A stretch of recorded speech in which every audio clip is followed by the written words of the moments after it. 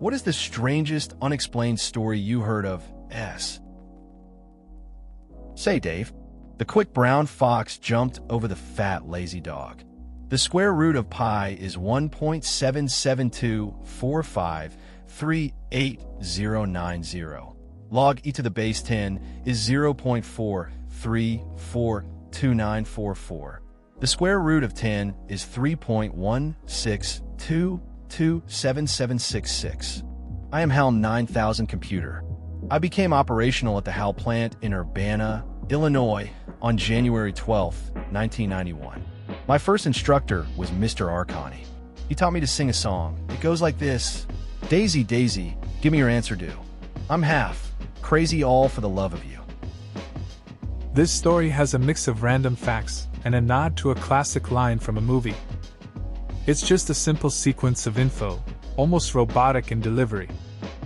The mention of HAL and the song adds a layer of nostalgia. It feels like a fun little trip into computer history while tying in a bit of pop culture. It's cool how it blends tech and music without getting too complicated. My dad is one of those completely serious types. I have hardly ever heard him laugh or crack a joke, so you pretty much take what he says seriously. Anyway, we were watching some random TV show, UFO Files or Ancient Aliens, and I asked him if he believed in UFOs/aliens. He proceeds to tell me a story I had never heard him tell before. Apparently, when he was a teenager, he and my great-grandmother were on their back porch one evening, very rural, southern Mississippi in 70s, and noticed a huge object hovering over the woodline a few hundred yards from the house. Then suddenly it ascended vertically at an impossible speed. He said he couldn't explain what it was and hasn't seen anything like that since. That's an interesting story. Sounds like your dad had a pretty unique experience. It's funny how he usually doesn't joke around but then shares something so out there. UFO sightings can really make you think about what's out there. It's cool that he opened up about it. Moments like that can change how you see someone, especially when they talk about something unexpected from their past. My brother was diagnosed with cancer when he was 3. A few days after his diagnosis, I was sitting out in the living room with my parents, and he walked out of his room. He said that a man named Tony was floating in the corner of his room, eating peppers, and telling him that he was okay, and he was watching over him. Tony was my dad's grandfather, who died before we were born, and he loved eating peppers. It was really strange, as my dad never really talked about him, especially nothing detailed like eating peppers. My parents freaked out a bit. That's a pretty wild story. Kids have a way of saying things that can be hard to explain. It's interesting how your brother saw someone from family he never met. That kind of thing can be comforting in tough times. Sometimes it feels like there's more to life than we can understand. Your parents must have been taken aback by it. It's a memorable moment for sure. I'm not sure if I believe in ghosts and an afterlife or not, but there was one event when I was 10 right after my grandpa died that freaked me out. It was a few days after his passing, and I was laying in bed watching TV when all of a sudden my TV just shuts off. I then turned it back on only to have it shut off again. This happens 5 or 6 times in a span of a minute or so, and I'm freaking out. I panicked and didn't know what to do, so I asked it to please stop, and it never did it again. The TV had never done this before, and I manually turned it back on with the remote, so it wasn't a case of the power going on and off. Whether it was a coincidence or not, it definitely scared me to death. That kind of thing can really stick with you. I remember something similar after my aunt passed. I was in the living room, and the lights started flickering. It happened a few times, and I felt a chill. I didn't think much of it at the time, but later, I heard some of her favorite songs playing on the radio randomly. It makes you wonder. This is a popular story passed on in our school. A student just finished training a sport I forgot in the 9th floor of our sports center building. She rode the elevator alone and pressed the ground floor button. The elevator went down as expected, but stopped at the 8th floor and opened. She checked the floor, but no one was there. It also opened at the 7th, 6th, and eventually all succeeding floors. She checked after every floor, but no one was there. The elevator opened again at the 2nd floor. She peeked outside, still empty. She then pressed the close button. It won't close. Instead, flashing at the top of the floor number was a word. It said, "Overload." She got out of the elevator as fast as she can. That story kind of creeps me out. It's odd when things act up like that, especially when you expect them to work normally. The whole idea of being alone and then having the elevator stop like that is unsettling. It's good she trusted her instinct to get out. I guess sometimes it's better to be cautious, no matter how weird things seem. Just another reminder that not everything is what it looks like. I've posted this before a while back. Unexplained experience. One night, I woke up to go pee. Bathroom is pretty close, right next to my room. After I peed, which doesn't take long, I hopped into my bed and felt a sharp stabbing pain in my side. I looked down, and it was a fucking wire hanger that was unraveled lying on my bed. I have no idea how it got there. I lived alone at the time. And why didn't I feel it before I got up? This happened like 10 years ago. It still bugs me that I don't know how that wire hanger got there, especially since I used the plastic ones. That's definitely a strange experience. Finding a wire hanger on your bed when you only use plastic ones is pretty odd. You'd expect to notice something like that before getting back in bed. It makes you wonder if maybe it was just there, and you didn't see it, or if something else is at play. It's one of those things that sticks with you, even after all these years.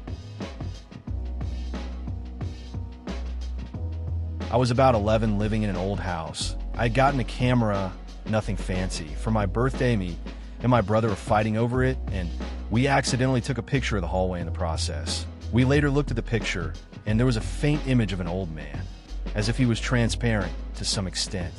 Very odd. When I was 12, it was around midnight, and I was listening to music on my iPod. I looked up, and there was a purple like bubble/aurora, and I hid under the covers. I eventually came back up, and it was floating around and suddenly disappeared. That's an interesting experience. It sounds like you had some weird encounters in that old house. The picture with the old man is pretty eerie, and the purple bubble adds another layer to it. I can imagine how freaky it would be to see something like that at night, especially when you're alone. Moments like that stick with you, even if they don't make sense.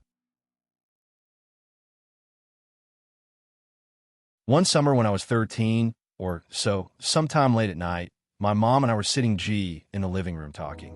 For some reason, we looked out the window and saw two people walking past our house. They were about 7 foot tall and wearing silver parkas. It was hot and humid outside. As they passed our house, the pipes in the chimney started shaking violently and didn't stop until the people were out of sight. There weren't any pipes in our chimney. It was eerie. That's an unsettling story.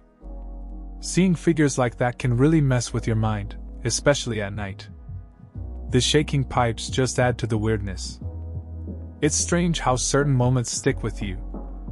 I have a similar experience where I heard noises outside at night, and it turned out to be nothing. But still, the unknown can be pretty creepy. Sometimes it's best to not dig too deep into it. Every so often, maybe once every 2 or 3 months, I get creepy, threatening phone calls from a blocked number. I've been getting these calls for over 5 years now. I usually get them at night. They only ever say one thing before hanging up, and it is always somebody whispering things in a disjointed sort of way. The best way I can describe how it sounds in text is that I get things like, "I am going to kill you. Look, out your window." And the one that unnerved me the most, "I can see you. I can see you. I can see you. I can see you." It has been going on off and on for years now. I have stopped answering blocked/unknown numbers, but whoever it is just leaves their messages as voicemail. I'm sure that it is just someone pranking me, and I have never felt like it's a real threat. But the strange thing about it is I honestly have no idea who it could be. None of my friends from back when this started are the type to prank call people with creepy threats, let alone keep it going for years. That sounds pretty unsettling. I can't imagine getting those calls consistently for so long. It's good that you don't answer those blocked numbers anymore. I had a friend who got similar calls once. They thought it was just a prank too, but it turned out to be someone they knew trying to scare them. They eventually talked to that person and cleared it up. Must be tough not knowing who it is, though. My mother went to a college that was reported to be haunted by a girl who hung herself from the bell tower, and a group of boys who drowned in a nearby lake after their boat capsized. Anyway, the dorm my mom was in had bunk beds, and my mom was on the top bunk.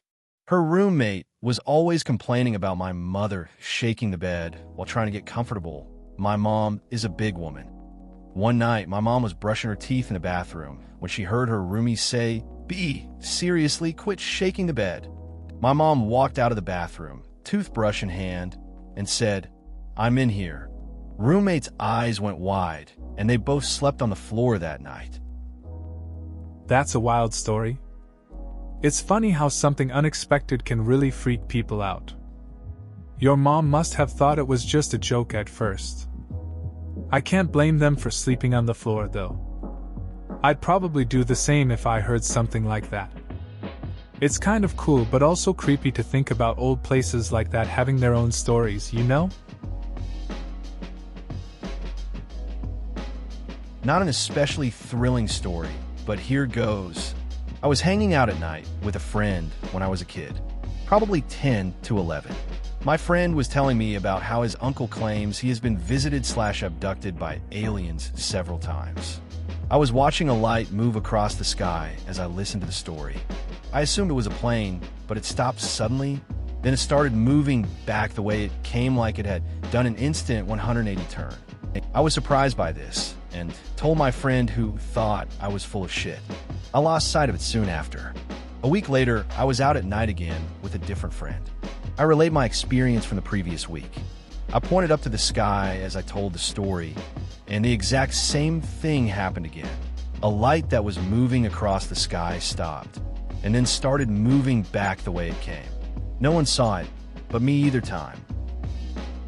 It's an interesting story, kind of surreal. I mean, seeing something like that twice would make anyone think about it. The fact that no one else witnessed it adds to the mystery. It's simple, but those moments stick with you. Just hanging out at night, sharing stories, and then encountering something out of the ordinary. Makes you wonder if there's more to the world than we can see. While I was in high school, I went camping with my family. I brought my friend at the time, and since there wasn't room for all of us in the camper, we decided to try and be the tough freshmen we were and build our own tent out of pine boughs. We built an awesome shelter and had our own little fire, but then it started raining. We climbed in our shelter thinking we were going to be dry all night. Well, we weren't. At about 2 or 3 in the morning, we decided to make our way to the truck, which was about 150 yards down the hill. As we were getting out of our soaked sleeping bags, we heard grunting and heavy breathing. We didn't have a flashlight or the moon and stars to see or to lead the way, so we stumbled around for 45 minutes trying to get to the truck. The next morning, we went to pick up our sleeping bags, and there was a huge bear track about 5 yards from our makeshift shelter, and we can't help but think that it was the bear we heard panting and grunting. That sounds like quite a night. Camping with friends always has those unpredictable moments. Building your own tent is cool, but dealing with rain can be a hassle. Hearing a bear nearby must have been nerve-wracking, especially without a flashlight. It's funny how those memories stick with you. I can totally imagine you both just trying to figure out how to get back to the truck in the dark. Good times, I guess. I was walking along one day in the Midwest US, and a thought hit me like a ton of bricks. It seemed to come from somewhere or somehow other than the way other thoughts randomly enter your consciousness. It hit me so hard that it made me stop dead in my tracks. The thought was a name, Mao Zedong. I shrugged my shoulders and moved on. 2 days later, I went to a convenience store and saw a newspaper with a huge headline 3 inches high. MAO dies with a subheadline News doesn't reach US. For 24 hours. Did some quick math, and the time of the random thought was about 1 hour after he died. That's an interesting story. It's strange how thoughts can feel significant out of nowhere. The timing seems too coincidental. It's like your mind tapped into something bigger, even if you didn't think much of it at first. Moments like that make you wonder about those connections we can't quite explain. Sometimes it's just random, but other times it feels like there's more to it. Makes you think, you know? Robert the Doll. He lives in Key West. Pretty much just a creepy-ass doll who sometimes moves and messes with people. He now resides in a museum there, but he's been known to move. For instance, when there was a flood, he was later found in the rafters with his own doll. If you take his picture without asking him permission, he sometimes will screw up your camera. One couple who took his picture on a disposable camera had the pictures developed. They were all pictures of Robert. None of their other pictures got developed. That's an interesting story about Robert the Doll. It's kind of eerie how he seems to have a life of his own. The idea of a doll causing camera issues just for not asking permission is pretty wild. You'd think it's just a myth, but those photos being only of him is odd. Makes you wonder what else he's capable of if he's been known to move around. I used to clean rental, like hotel rooms, kinda cabins in Grand Teton National Park. We all had our regular sections, but sometimes ended up in other sections.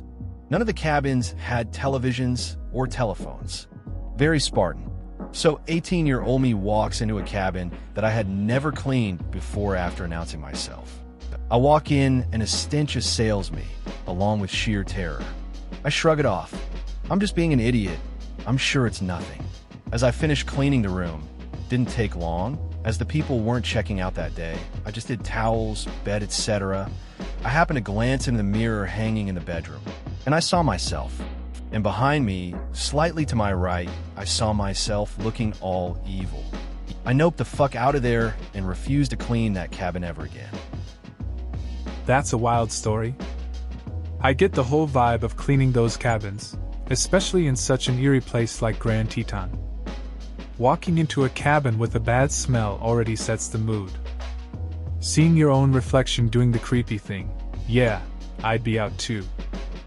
It's funny how a moment like that sticks with you, just a simple job turning unsettling. Ghosts or just your imagination? Either way, I'd steer clear too.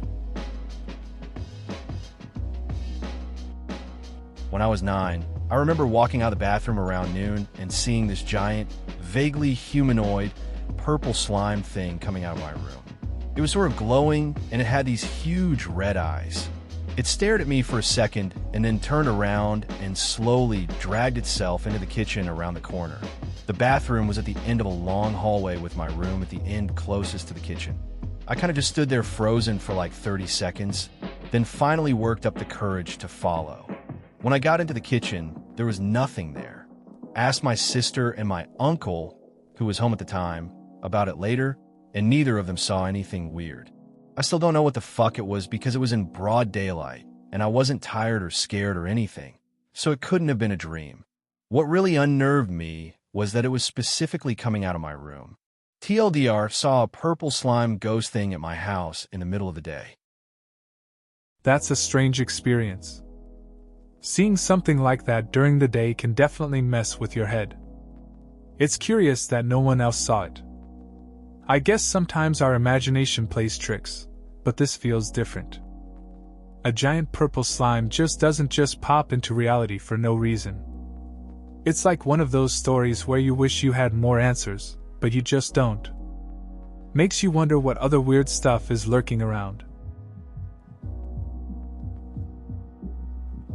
2 years ago, I worked in a tuition center as a tutor, but I would tutor a class of 12 students, so it was pretty much a teaching job, just without the degree. Anyway, there was this one girl about 8 or 9 years old, who would always sit quietly and smile. She didn't talk to other students, and when other students would work diligently, she would just sit there and look at others.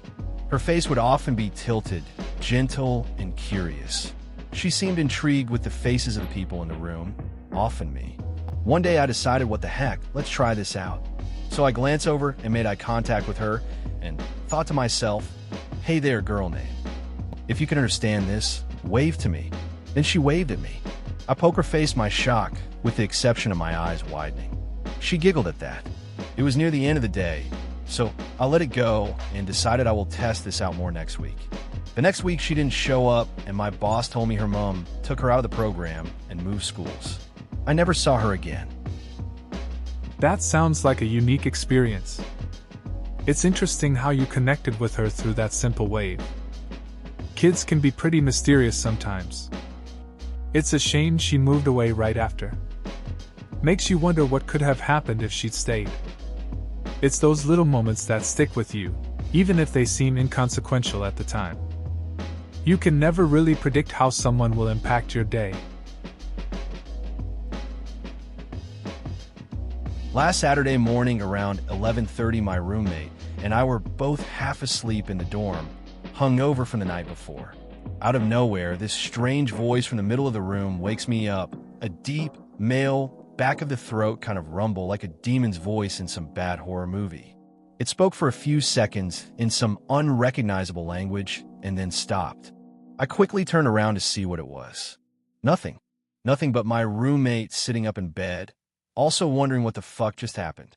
Our phones and laptops were turned off, and on the other side of the room, nothing else was in there that could make that noise. We're still kind of freaked out about it. That's weird. Sounds like one of those unsettling moments you don't forget. It's strange how things can happen when you're in that state between sleep and wakefulness. Both of you heard it, though. That's the creepy part. I guess it's one of those dorm stories that just adds to the whole vibe of living together. Those late nights can really mess with your head, huh? I never know if this is a false memory or an overactive memory, but I remember many times as a child this game we would play. You would go in the closet, close your eyes, open them, and be outside. Outside would be in the alley behind the house, and you would be wearing different clothes. The girls that we played this game with said, Simon, controlled us while we were in the closet. I remember at the time thinking how weird that no one went into the closet with me, and I never felt anyone touch me. This was in the Bible Belt of Texas, so witchcraft was strongly discouraged, but the rumor was these kids and the mom practiced witchcraft. I still wonder if it was true or a false memory. I do remember the anguish of not having my own clothes on and how I would get in trouble if found out. That's an interesting memory. Kids often create games that feel real, even if they're just imaginary. The idea of being controlled by Simon while in the closet has a strange vibe. It's wild to think about the rumors surrounding witchcraft in Texas, too. It makes you wonder how much of our childhood is just a mix of reality and imagination. Those feelings of confusion with clothes must have been rough for you. When I was about 5, every few weeks at random times at night, I would see a black cat run across whatever room I was in and disappear. I thought it was maybe just my imagination. 12 years later, I was talking to my mom, and she told me about how the lady who used to live above us hated her. She once put something under our doorstep. It was some kind of ritual thing. It causes the family of the household to argue nonstop. My parents argued for weeks till my mom washed the doorstep. One night, my mom was talking to the mother of the lady upstairs. She told my mom that her daughter is heavily into witchcraft and can take her spirit to other places when she fell asleep, out-of-body experience, and can shape-shift into a cat. I thought the story was stupid and possibly fake until her mother said she usually takes the form of a cat. That's pretty wild. I can imagine being a kid and thinking it's all in your head, then hearing that backstory later on. It's weird how certain places have those vibes, you know? Like just living in a space where someone's left that kind of energy. The idea of a shape-shifting cat is something straight out of a movie. Makes you wonder what else could be hidden in the past of a place. I want to preface this with the fact that I do not believe in ghosts.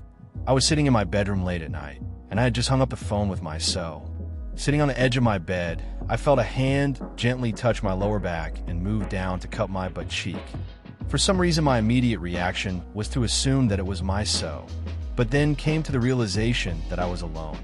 I turned and swatted at the bed and stood up. It was so real, I cannot explain it to this day. That's pretty strange. I have a friend who once felt something similar while working late in an empty office. She thought it was just her imagination, but it genuinely freaked her out. There was no one around, and then she heard a whisper. She got up and left without finishing her work. Sometimes the mind plays tricks, but moments like that stick with you for a while. It's just hard to shake off. I wouldn't call these creepy, just unexplainable. After my best friend died, I came home for the funeral. It was the night before the wake, and everyone in the house was asleep except for my dad. He heard someone, presumably me, call out "Mom," in a loud voice. So he shook Mom awake and said, "Your youngest needs you." When she got up, I was deeply asleep. I've never talked to my sleep before, certainly not like that. But my best friend used to call my mom. We also had to buy her clothes for her burial. When she died, her body was sent back home, but all her clothes, or most of them, anyway, remained at her apartment, and her family didn't have time to access her apartment and get the clothes back. So my mom and I were going to buy the clothes. The night before we went to buy them, Mom had a dream that she, my best friend, and I were all shopping for her burial clothes. My best friend, Sammy, kept picking out clothes she wanted. When we went to the mall the next day, we found all the things exactly where and how Mom had seen them in her dream. That's a pretty strange experience. It's like some connection still lingered after your friend passed. The whole sleep-talking thing adds an uneasy twist too. It's interesting how dreams can sometimes align with reality like that, almost like a way for your friend to say goodbye. It must have felt surreal shopping for her clothes, knowing she was somehow still part of that moment. Life can throw these odd coincidences at us, I guess. My grandparents own a mirror. It's been in the family for 200 years. So many people from my family have seen someone in the reflection, always in the same place, matching the same description. Another fairly inexplicable thing. There's a room in my house where compasses go crazy. The pointer thing will move in all directions. If you ask a yes or no question, the pointer will point in either north or south, north being yes and south being no. Weird stuff. Edit. Just realized I had a little Freudian slip and said that so many people from my school have seen the figure. I meant family. That mirror sounds interesting. It's wild how things like that can stick around for generations. The idea of family members seeing the same figure adds a layer of mystery. Then there's the compass. It's strange how an ordinary object can act up in one room. Makes you wonder what's really going on there. I guess some places just have their own vibe. Little quirks like that can be pretty unsettling but also kind of cool. When I was very young, I had an imaginary person who I called the Man. I was very young at the time and don't really remember this time in my life. Basically, he was this imaginary older man who would just kind of hang out with me, usually at night. My mom would be putting me into bed, and my dad would be out of town on business. I would just keep telling her that, "Mom, the man won't let me go to sleep. Mom, don't you see him? Mom, he's touching you right now. Tell him he needs to leave so I can go to bed," etc.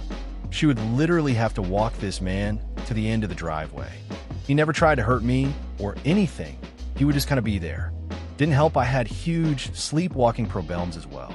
My parents found me outside a couple times just walking around with the man. Eventually, I just stopped bringing it up.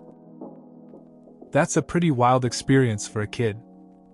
Imaginary friends can sometimes feel real, and it's interesting how they can stick around for a while. The whole sleepwalking thing makes it even more intense. It must have been a confusing time for your parents too, trying to figure out what was going on. In the end, It's just one of those strange childhood memories that shape us in some way. Last night, an entire cabinet spilled its ceramic contents all over my kitchen floor, showering me in shards of sharp ceramic plates/mugs, creating a horrifying sound that made me stiff. I hate going to restaurants because I get spooked every time a plate drops and breaks. But last night was the worst. The cabinet shelf gave out, unprovoked, and broke everything all over the floor. Sounds like a rough night. I can relate to the shock of unexpected messes. One time, a shelf in my place collapsed too, but it was books everywhere. The cleanup took forever, and I was on edge afterwards. It's crazy how something like that can stick with you, you know? Just a reminder to keep an eye on our stuff, or it'll have its own plans. My brother and I were walking along a game trail that straddled a wash in SWAZ back in the mid-90s. We stopped for a rest in the shade when my brother's eyes got wide, and he told me to get closer to him. I turn and I see a very wide, nearly 14-inch snake torso. Its pattern's similar to what you would see on a python, but the body is long. The tail is coming from a hole, and the head is in another hole about 20 feet forward.